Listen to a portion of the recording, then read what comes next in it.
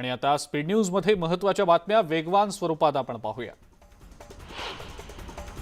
शिवसेनेचे खासदार संजय राऊत यांनी कोल्हापूरमधल्या न्यू पॅलेसवर शाहू महाराजांची भेट घेतली। संभाजीराजे यांच्या मुद्द्यावरून शाहू महाराजांनी शिवसेनेला समर्थन दिल्यानंतर या भेटीला अधिक महत्त्व आलेलं होतं। या भेटीदरम्यान शाहू महाराजांनी मुख्यमंत्र्यांशी फोनवरून चर्चाही केल्याचं त्यांनी सांगितलं।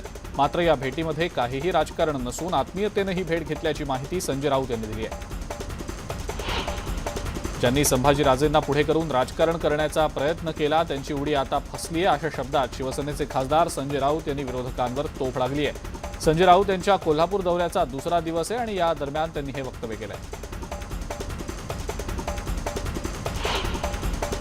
संजय राऊत यांच्या शाहू महाराजांच्या खुलाशावरील प्रतिक्रियेवर विरोधी पक्षनेते देवेंद्र फडणवीस यांनी टीका केली आहे। काही किडक्या डोक्याच्या लोकांनी महाराजांना स्क्रिप्ट तयार करून चुकीची माहिती दिल्याचं देवेंद्र फडणवीस म्हणाले। अशी माहिती महाराजांना देऊन ते संभाजीराजेंना खोटं ठरवतायत असं म्हणत फडणवीसांनी राऊतांवर त्यांचं नाव न घेता निशाणा साधला।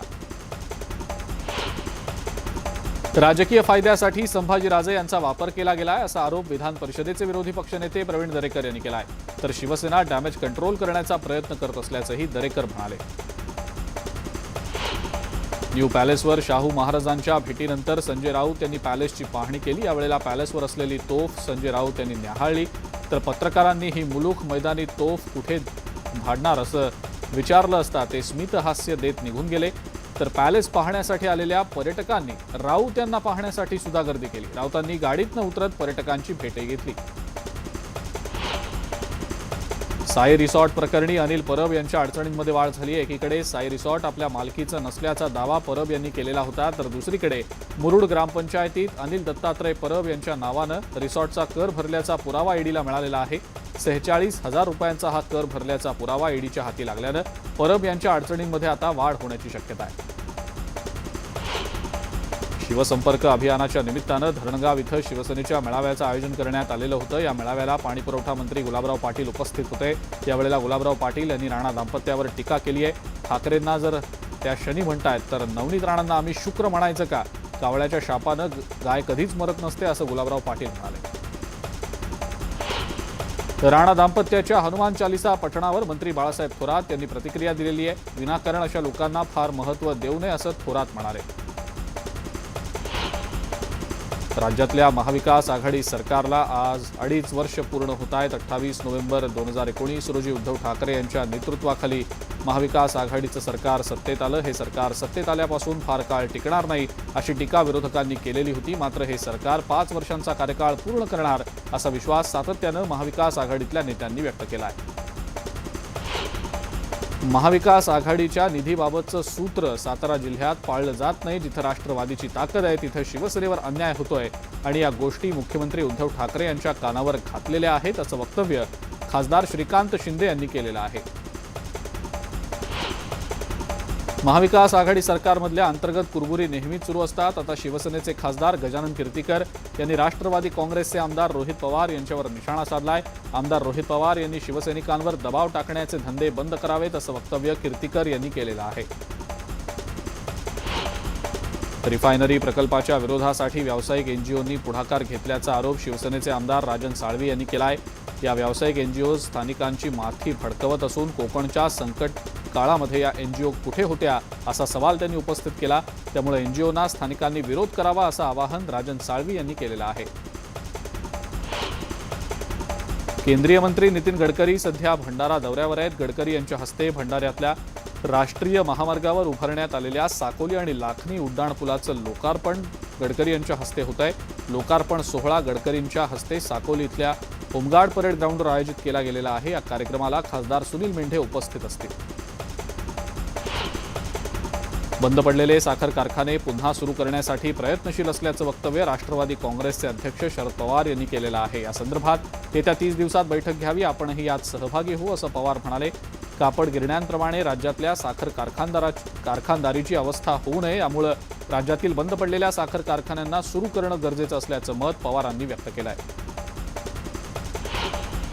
राष्ट्रवादी काँग्रेसच्या खासदार सुप्रिया सुळे सध्या उस्मानाबाद दौऱ्यावर आहेत। या दौऱ्यादरम्यान कार्यकर्त्यांचं नाराजी नाट्य पाहायला मिळालं।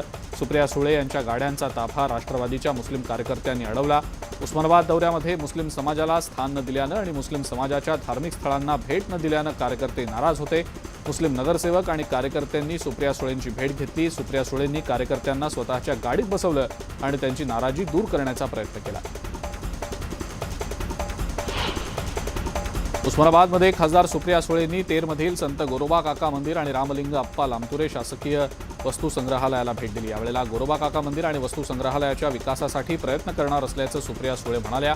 तसंच पुढच्या आठवड्यात अजित पवार यांची भेट घेऊन विकासाचा आराखडा तयार करणार असल्याचंही त्यांनी सांगितलं।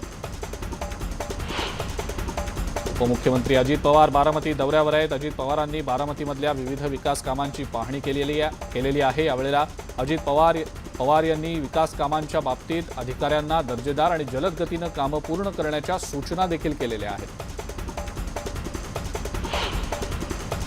महाराष्ट्रात आता कोरोनाचा नवा व्हेरियंट सापडलाय। पुण्यात BA4 आणि BA5 या व्हेरियंटचे 7 रुग्ण आढळले। 4 पुरुष आणि 3 महिलांमध्ये हे नवे व्हेरियंट आता आढळलेले आहेत। नवी मुंबईमध्ये येत्या गणेशोत्सवाच्या मुहूर्तावर विविध घटकांसाठी 5000 घरांची योजना जाहीर करण्याच्या दृष्टीनं सिडकोकडून चाचपणी सुरू आहे। वाशीसह जुईनगर आणि मानसरोवर इथल्या घरांचा यात समावेश आहे। पंतप्रधान आवास योजनेअंतर्गत सर्वाधिक घरं सिडकोच्या माध्यमातून बांधली जात आहेत। यातल्या पहिल्या टप्प्यात 23,500 घरं बांधून त्याची वाटप प्रक्रिया पूर्ण झालेली आहे। मुंबई महानगरपालिकेच्या माध्यमातून पावसाळापूर्व कामं वेगात सुरू आहेत। नालेसफाई 31 मेपर्यंत पूर्ण करण्याचं उद्दिष्ट असताना 28 मेपर्यंत 97.13% काम पूर्ण झाल्याचा दावा पालिकेकडून करण्यात आलेला आहे। यात 2 दिवसांपूर्वीच 3000 किलोमीटर लांबीच्या छोट्या नाल्यांमधील गाळ काढून झाल्याचाही दावा केला गेलेला आहे। तर 31 मेपर्यंत नालेसफाईचं शिल्लक कामही पूर्ण करण्यात येणार असल्याचं पालिका प्रशासनानं सांगितलेलं आहे। कोरोनाची तिसरी लाटही यशस्वीपणे परतवून लावल्यानंतर पालिकेनं पावसाळी आजार रोखण्यासाठी जोरदार तयारी सुरू केली आहे। गेल्या काही वर्षात पावसाळ्यात नोंद होणाऱ्या रुग्णांच्या संख्येनुसार यावर्षी 1,500 बेड्स तैनात करण्याचा निर्णय घेतला गेला आहे। मुंबईमध्ये कोरोनाची तिसरी लाट आटोक्यात आल्यानंतर आता पुन्हा एकदा दररोज 300हून जास्त रुग्ण आढळत आहेत। त्यामुळे पालिकेनं पर्यटन स्थळांवर कोरोना प्रतिबंधक लसीचे डोस द्यायला सुरुवात केली आहे। या लसीकरणामध्ये 18 वर्षांवरील पात्र लाभार्थ्यांना पहिली दुसरी मात्रा, आरोग्य कर्मचारी, फ्रंटलाईन वर्कर्स आणि 60 वर्ष वयांवरच्या नागरिकांना बूस्टर डोस दिला जातो। मुंबई पुणे एक्सप्रेसवेवर वेग मर्यादेचं पालन होत नाहीये। त्यामुळे महामार्ग पोलिसांनी 3,60,000 वाहन चालकांच्या विरोधात जानेवारी ते डिसेंबर 2021 मध्ये कारवाई केली आहे। तर 2022 मध्ये 4 महिन्यात 48,763 वाहन चालकांच्या विरोधात कारवाईचा बडगा उगारलाय। त्यांच्याकडून अंदाजे 10 कोटी रुपयांचा दंड वसूल करण्यात आलाय। पर्यावरण स्नेही प्रवास करतानाच खर्च आटोक्यात आणण्यासाठी एसटी महामंडळ बस गाड्या ताफ्यात दाखल करून घेणार आहे। अशा 150 बस शिवाई या नावानं येत्या 3 महिन्यात दाखल करून घेण्याचं उद्दिष्ट एसटी महामंडळानं ठेवलेलं आहे। यातली पहिली बस एसटीच्या वर्धापनदिनी 1 जूनला पुणे ते अहमदनगर मार्गावर धावणार आहे। उपमुख्यमंत्री अजित पवार यांच्या हस्ते हे लोकार्पण होणार असल्याची माहिती एसटी महामंडळाकडून देण्यात आलेली आहे। मॉन्सून आता केरळात दाखल झाल्याचं समजतंय। केरळमधील 60% पर्जन्यमापक केंद्रांवर पावसाची नोंद झालेली आहे।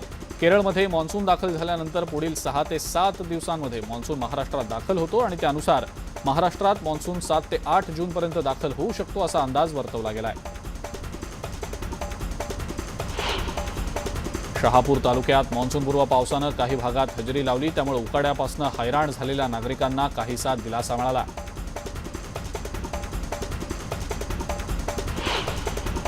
बुलढाण्यात शेतकऱ्यांनी मॉन्सूनपूर्व शेतीच्या कामांना सुरुवात केली आहे। जिल्ह्यात एकूण 7 लाख हेक्टरवर यावर्षी पेरणी होणार आहे। त्यामुळे मॉन्सूनपूर्व शेतीची मशागत करण्यात शेतकरी व्यस्त असल्याचं दिसतंय। पुणे जिल्ह्यातल्या शिरूरमध्ये चोरट्यांनी धुमाकूळ घातलाय। चोरट्यांनी अहमदाबादमध्ये शेतकऱ्यांच्या 10 कृषी पंपांवर डल्ला मारलाय। ऐन उन्हाळ्यात कृषी पंपांची चोरी झाल्यानं शेताला पाणी द्यायचं तरी कसं असा प्रश्न या शेतकऱ्यांसमोर आता उभा ठाकलाय। इंदापूर पोलिसांनी घरफोडी आणि वाहन चोरी करणाऱ्या टोळीच्या मुसक्यावळत त्यांच्याकडून 1 कार आणि 15 मोटरसायकल हस्तगत केल्या। पोलिसांनी तब्बल 18,06,000चा मुद्देमाल जप्त करत मोठी कारवाई केली आहे। मनमाडच्या दिंडोरी न्याहारी माता डोंगरावर वणव्यानं पेट घेतला। या आगीत मोठ्या प्रमाणात झाडं झुडपं जळून खाक झाली। पशुपक्ष्यांचंही मोठं नुकसान झालेलं आहे। स्थानिकांना आगीवर नियंत्रण मिळवण्यात यश आलेलं आहे। मुंबईतल्या मालाडमध्ये कुरिअर बॉय बनून जबरदस्तीनं घरात घुसून वयोवृद्ध महिलेला बांधून घरात चोरी केली गेल्याची घटना समोर आलेली आहे।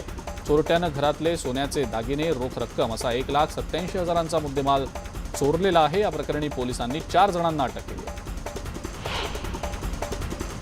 वीज वितरण कंपनीच्या गलथान कारभाराचा फटका बीडच्या सोनी जवळा इथल्या शेतकऱ्यांना बसलाय। शेतात 2 वर्षांपूर्वी विद्युत रोहित्र बसवलं, मात्र त्याला वीज पुरवठा करण्यासाठी विद्युत तार ओढलीच नाही। त्यामुळे शेतात पाणी असून वीज पुरवठाच नसल्यानं शेतकऱ्यांचं मोठं नुकसान होत आहे। गेल्या 2 महिन्यांपासून कांद्याच्या दरांमध्ये सुरू असलेली घसरण सुरूच आहे। लासलगाव, मनमाडसह नाशिक जिल्ह्यातल्या बाजार समित्यांमध्ये कांद्याला कवडीमोल दर मिळतोय। दरामध्ये इतकी घसरण झाली आहे की त्यातून वाहतुकीवर केलेला खर्च सुद्धा निघत नसल्याचं पाहून शेतकरी हवालदिल झालेत। सटाणा इथल्या किरण मोरे या शेतकऱ्यानं व्यंगचित्राच्या माध्यमातून कांदा उत्पादक शेतकऱ्यांची व्यथा मांडली आहे। भुसावळ शहराची पालिकेच्या जलशुद्धीकरण केंद्रातील यंत्रणेच्या सुधारासाठी 5,79,00,000च्या प्रस्तावाला मंजुरी मिळालेली आहे। यामुळे आता शहरवासियांची गाळ मिश्रित अशुद्ध आणि पिवळ्या रंगाच्या पाण्याची शिक्षा संपणार आहे। यामुळे शहरातल्या 1,87,000 नागरिकांना मोठा दिलासा मिळणार आहे। शिरूर तालुक्यातल्या मलठण इथं बिबट्याला जिरवंद करण्यात वन विभागाला यश आलंय। वन विभागानं लावलेल्या पिंजऱ्यामध्ये पहाटे बिबट्या जिरवंद झाला। गेल्या अनेक दिवसांपासून या बिबट्यानं पाळीव प्राण्यांवर हल्ले केल्यानं नागरिकांमध्ये भीतीचं वातावरण होतं, मात्र बिबट्याला आता जिरवंद केलं गेल्यानं नागरिकांनी सुटकेचा श्वास टाकलाय। लडाखमध्ये बस अपघातात शहीद झालेले सुभेदार विजय शिंदे यांच्या पार्थिवावर आज साताऱ्यात अंत्यसंस्कार केले जातील। साताऱ्यातल्या विसापूर या गावी हे अंत्यसंस्कार केले जाणार असून या वीरपुत्राला अखेरचा निरोप देण्यासाठी संपूर्ण गाव एकत्र आल्याचं पाहायला मिळालं। विदर्भातल्या 310हून जास्त युवतींना शेगावात शौर्य प्रशिक्षण दिलं गेलं। मुलींवर सुसंस्कार घडावेत, मुलींना स्वरक्षणाचे धडे देता यावेत यासाठी हे प्रशिक्षण घेतलं गेलं। या शिबिराचा समारोप शहरातल्या प्रमुख मार्गावरनं काढण्यात आलेल्या पथसंचलनानं पार पडलाय। काँग्रेसचे प्रदेशाध्यक्ष नाना पटोले यांनी दिवंगत शशीर वंजारींच्या कुटुंबियांची सांत्वनपर भेट घेतली आहे। काँग्रेस प्रदेश सरचिटणीस शशीर वंजारींचं काल हृदयविकाराच्या झटक्यानं निधन झालं। उन्हाळी सुट्टीमध्ये पर्यटनाचा आनंद लुटण्यासाठी अनेक पर्यटक कोकणच्या किनारपट्टीवर दाखल झालेले आहेत। त्यामुळे कोकणातल्या अनेक समुद्र किनाऱ्यांवर पर्यटकांची सध्या मोठी गर्दी पाहायला मिळते आहे। रविवारच्या सुट्टीचं औचित्य साधत पुणे आणि मुंबईकर मावळमधल्या प्रतिशिर्डी या साई मंदिरात भेट देत असतात। साईबाबांच्या दर्शनासाठी भक्तांनी सध्या मोठी गर्दी केल्याचं दिसतंय। भिवंडी पोलीस परिमंडळ 2 यांच्या वतीनं नाना नानी पार्कमध्ये हॅपी स्ट्रीट कार्यक्रमाचं आयोजन करण्यात आलेलं होतं। या कार्यक्रमात पोलीस उपायुक्त योगेश चव्हाण आणि सर्व पोलीस अधिकारी सहभागी झाले होते। या कार्यक्रमात चित्रकला, स्केटिंग, डान्स, गायन, कराटे, योगा, सायकलिंग अशा स्पर्धा घेतल्या गेल्या।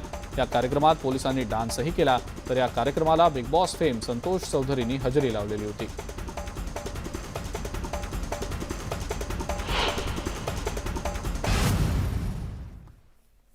ब्रेकनंतर स्पीड न्यूजमध्ये आपण इतरही महत्त्वाच्या बातम्या बघूया।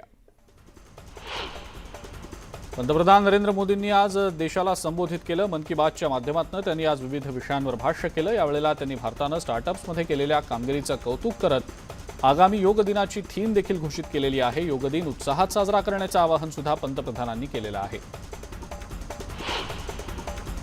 मोदी सरकारला 8 वर्ष पूर्ण झाल्याच्या निमित्तानं भाजपच्या नेत्यांनी देशव्यापी जनसंपर्क अभियान हाती घेतलंय। त्या अंतर्गत सरकारनं गरिबांच्या कल्याणासाठी राबवलेल्या विविध योजना आणि सुप्रशासनाची माहिती देशाच्या कानाकोपऱ्यात पोहोचवण्यात येणार आहे। तब्बल 2 वर्षांनंतर भारत आणि बांगलादेशला जोडणारी बंधन एक्सप्रेस सुरू झालेली आहे। कोलकाता ते खुलना ही ट्रेन सुरू झालेली आहे, तर कोलकाता ते ढाका ही मैत्री एक्सप्रेस सुद्धा सुरू झालेली आहे। नेपाळमध्ये 22 प्रवाशांना घेऊन जाणाऱ्या तारा एअरलाइन्स कंपनीच्या विमानाचा संपर्क अचानक तुटला। या विमानामध्ये 19 प्रवासी आणि 3 क्रू मेंबर्स होते। या विमानात नेपाळी नागरिकांसह 4 भारतीय आणि 3 जपानी नागरिक प्रवास करत होते। पोखरा इथून जोमसोमसाठी या विमानानं सकाळी 10च्या सुमारास उड्डाण केलेलं होतं, अशी माहिती विमानतळावरच्या एका अधिकाऱ्यानं दिलेली आहे।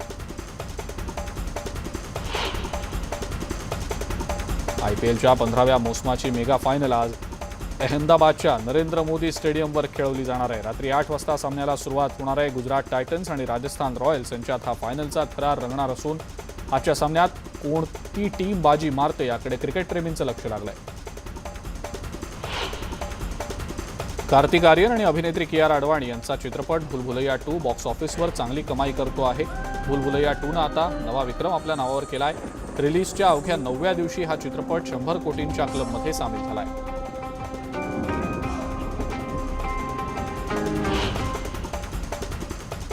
अभिनेता कार्तिक आर्यन सध्या त्याच्या बहुचर्चित भूलभुलैया 2 या चित्रपटाला मिळत असलेलं यश एन्जॉय करतोय। प्रमोशनसाठी तो पुण्याला गेला आणि तिथून परतीचा प्रवास करत असताना कार्तिकला भूक अनावर झाली। मध्यरात्रीच हायवे लगतच्या एका ढाब्यावर गाडी थांबवत तो रस्त्यातच उभा राहून भात आणि पापड खाताना दिसला।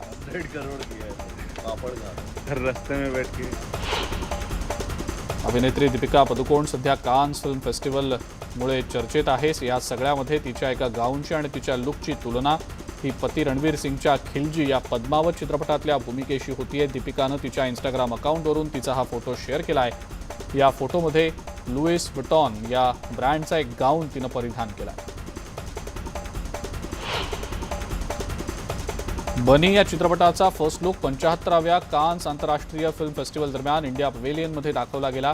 या मराठी भाषेतल्या वैशिष्ट्यपूर्ण चित्रपटाची पहिली झलक पाहिल्यानंतर रसिकांची उत्सुकता शिगेला पोहोचली आहे। चित्रपटाचं पोस्टर उघडताच प्रेक्षकांनी त्यासोबत सेल्फी काढत आपल्या पसंतीची पावती दिली आहे।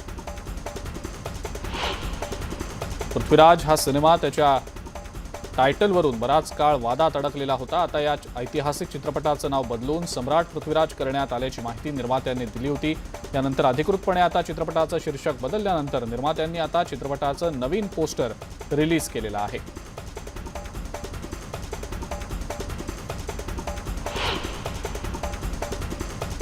आणि या सगळ्या महत्त्वाच्या बातम्यांसोबतच स्पीड न्यूजमध्ये वेळ झाली इथंच थांबण्याची। ताज्या बातम्या आणि अपडेट्ससाठी बघत राहा फक्त न्यूज 18 लोकमत।